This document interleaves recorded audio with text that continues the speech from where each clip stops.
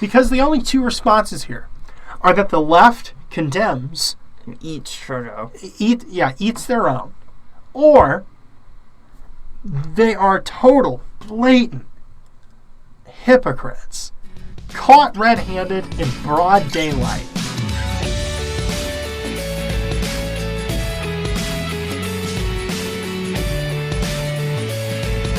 Hello everyone, my name is JD. And this is Logan. And this is the WireTap, brought to you by the Conservative Wire. And Justin Trudeau has been found out, folks. The great arbitrator of racial justice inside of Canada. The great poobah, the grand poobah of Canada, who is so devoted to equality, who's so devoted to justice, who has went at odds with Donald Trump for years now. For the world, in all honesty. For the world. He's people, the champion of the world. Because all people, all sexes, races, whatever. As we know, Canada is the place that America should become. America should become Canada. I mean, look at their gun laws. Look at their gun crime statistics. And ironically enough, this is actually part of what I'm going to talk about here in just a moment. But it turns out that new photos have emerged of Justin Trudeau wearing blackface. And it's just something that is immensely enjoyable. It brings you joy inside. It is just immensely enjoyable to watch this kind of stuff. Because although he's not part of he affects America in really no way, except if he were to drop a nuke in the middle of us or something. Does Canada even have nukes? I don't know. They probably don't. They're pacifistic, probably. They're Mounties.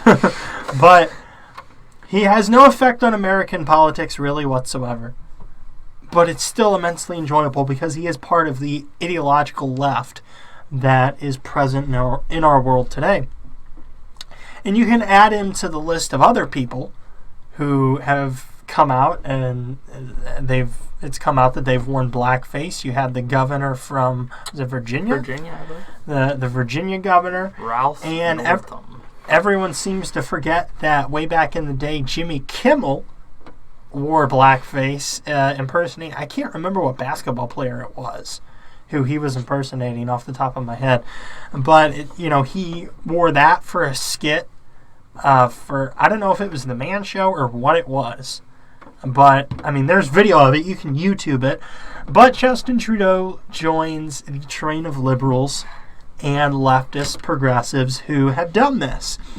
On the one hand, they talk about how they champion racial justice, and then on the other hand, this happens, and it's just so enjoyable. The best thing is that in his response to it, he's talked about how he was so young then, and he just didn't know any better. He was a 29-year-old college professor at the time. And this is from USA Today from Friday. And in response, Justin Trudeau, amid this blackface controversy, his response and his pivot point is to go to banning assault rifles. And on Friday, he said that he plans to ban military-style assault rifles if he's reelected. And he says, "We know that you do not need a military-grade assault weapon, one designed to kill the largest number of people in the shortest amount of time to take down a deer," he said while speaking in Toronto. And Trudeau is running to keep his seat in Canada's October 21st election. And it turns out that a photo of Trudeau dressed as a character from Aladdin with his skin painted dark brown was published by Time on Wednesday. 2 more instances were revealed since then.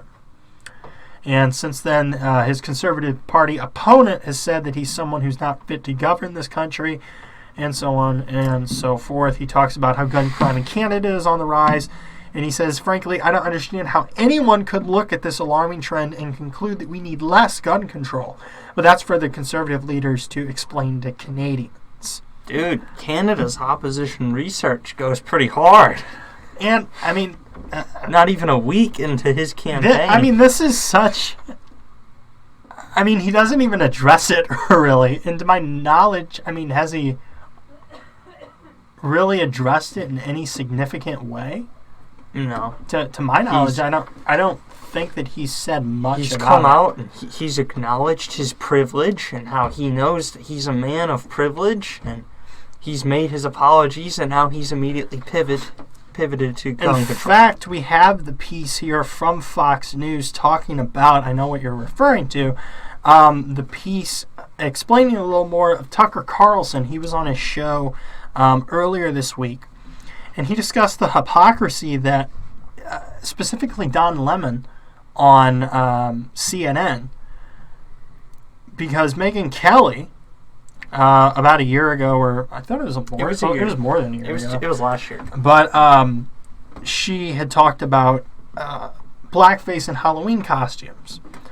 And Don Lemon's response then was that there's never been a time where Megyn Kelly, she's 47 years old, she's been alive for a long time, and there's never been a time in her 47 years that blackface has been acceptable. This is his exact quote. I wonder how much diversity she has on her staff. I don't know. I'm not there, but I would imagine that it's not a lot. This is what people of the larger culture don't understand about racism and about privilege. But then, Lemon's response to this is, he's fawning over Trudeau. And he says, wow, a leader apologizing. It seems odd, doesn't it? Because we have one who doesn't. He says he didn't think it was racist at the time, but now he knows better. Think about it however you want to think about it. When someone apologizes, we don't often see that, especially a world leader who's saying, I should have known better and I'm sorry. So there is no room for any sort of ignorance in terms of Megyn Kelly. And I'm not even sure what she had said exactly. It was just they were doing a subject over Halloween costumes and blackface. And it wasn't even she said anything. They were commenting she didn't seem to have empathy, or she didn't seem to be so outraged. Yeah, she didn't seem outraged enough. And here, it's perfectly okay that Justin Trudeau, the Prime Minister of Canada, seemingly doesn't know that in his life, because I'm not sure how old Trudeau is. That would be, but his 40s probably. He's probably around the same age. He's no older than Megyn Kelly. I would say he's younger by probably a couple of years. But there's no time in his life that blackface has been viewed as culturally acceptable either. And yet ignorance there is perfectly okay. It's perfectly okay he's ignorant. He took it a step further than Megyn Kelly. Yeah, he's literally wearing blackface, and Megyn Kelly is just commenting not on just this. once, not just twice, but three times. Count them three. 3 times, 3 separate occasions that it has come out, that we know of, that this has happened. And it's just so enjoyable, as I said earlier. It's just so enjoyable to see the left eating the left in some way, but of course we can't quite have that satisfaction here whenever you have people making excuses for it. So yet again, we're faced with liberal hypocrisy, which is an enjoyable situation either way, because the only 2 responses here are that the left condemns and eats Trudeau, eats their own, or they are total blatant hypocrites, caught red-handed in broad daylight. You can already see him pivoting to the gun control aspect, so the media will begin to look away. That's a typical liberal playbook tactic right there, is to not even address it, just to totally pivot into something else.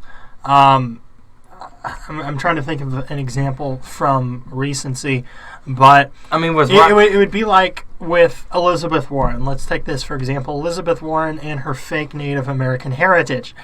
She still hasn't even She's not even addressed it.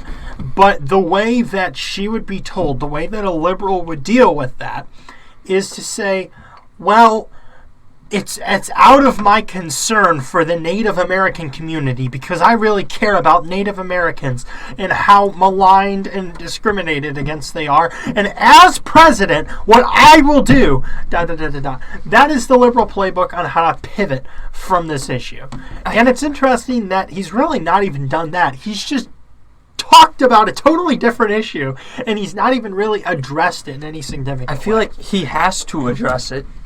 The difference for Warren, the difference for Warren right now is her Democratic colleagues are pressuring her on that.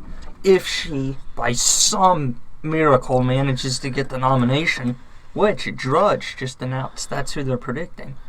If she does, then that Trump will pressure her on that, and she will have to answer for that. I feel like Trudeau has to answer for this because he is in his campaign. His election is about a month away. Yeah.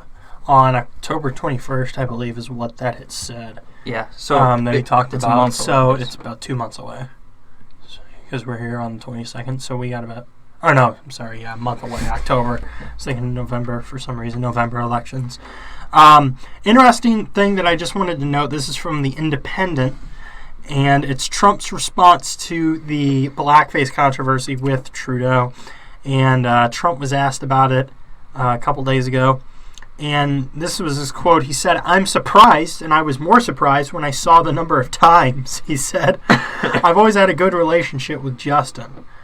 And he said, or rather, he declined to answer questions from reporters as to how many instances. This is Trudeau. With a total of 3 incidents coming to light so far. He claimed he never told anyone about the incidents, including officials who vetted him before he joined the party and a member of parliament.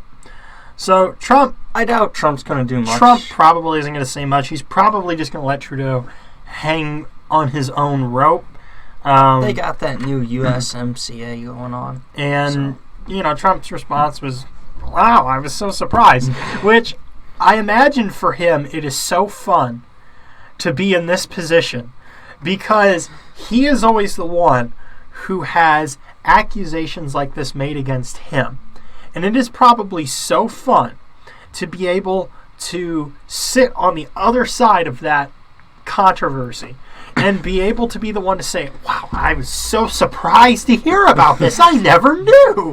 The amount of times he did it. Because, all these times with these controversies, it's always like, "Wow, I'm just so surprised that Trump would do this. I never knew him to do something like this." Whenever the Washington Post wants to manufacture a controversy. And I imagine it is so fun for him to be able to do that in this instance. But I imagine he will just let Trudeau hang on his own rope. All right, so we want to thank you all for joining us on this edition of the WireTap. And make sure, whether you're listening on YouTube or SoundCloud, make sure you hit the like button. Make sure you leave comments and ideas for videos that you want to see in the future. And it's really been fun doing this. And it's been increasingly difficult as the semester goes on in school. Both me and Logan are in school, and it's getting a little harder to try to do these and to try to keep up with everything in the way that we were over the summer. But we're doing our best, and we want to thank you for being here with us for that. And for Logan, I am JD, and goodbye, God bless, and we will see you in our next episode.